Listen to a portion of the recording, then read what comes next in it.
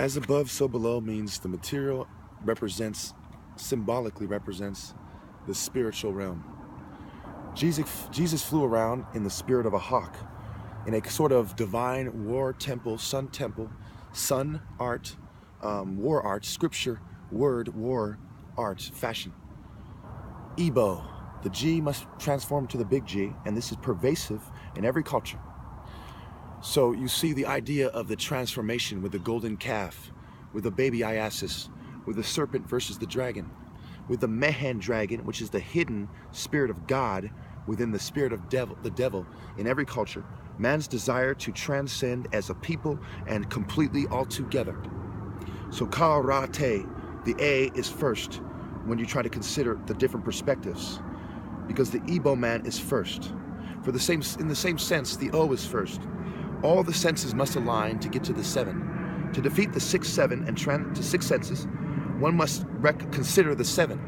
And the 7 is every generation's attempt to try to transform into the perfect man.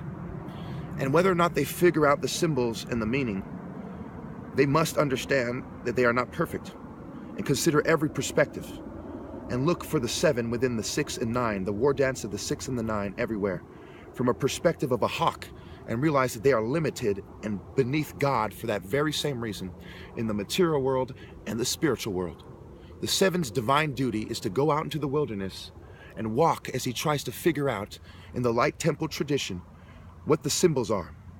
Every culture is given a role to play, and Africa's role is symbolic as Ham no longer chasing Shem out spiritually, because the story in the Bible is the story of the spirit of Ham chasing out the spirit of Shem instead of aligning to unite. And Japheth became the default referee, the Mason in the United Kingdom and the United States of America, the founding fathers.